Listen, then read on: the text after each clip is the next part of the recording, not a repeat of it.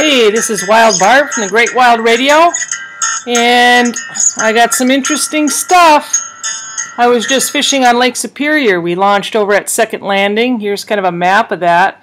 We were fishing where that blue dot is, the peg, and we were trolling in about 7 feet of water. We launched at Second Landing, and this time we had the Water Wolf camera in line on our line. This attaches right in line ahead of your bait.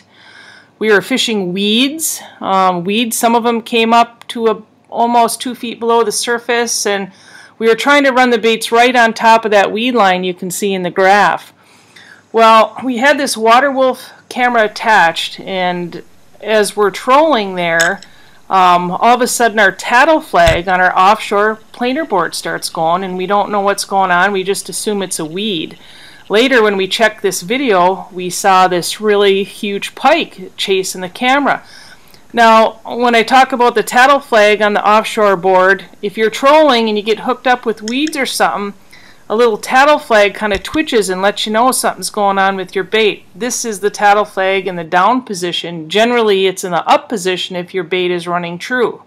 So as we're trolling, this is flicking, and here it is, this pike biting on the camera. Now, this is the first time we used this, so our leader was too long. Here you can't see our bait in the view of the camera. We needed to shorten that up, but we didn't know that till after the fact. So you got to kind of look at your footage later. You don't really know what's happening until it's, you reevaluate. Water clarity has to do with it. We're fishing with number 5 flicker shads. We're using smaller baits, and man, this fish this was so cool to see. I mean, at one point it looked like he was going to swallow the whole camera.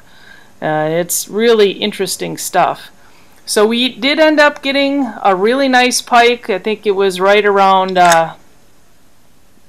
35 inches, and then we got a bunch of other fish too. So it was a great day out on Lake Superior. Get over there if you can. It's great fishing.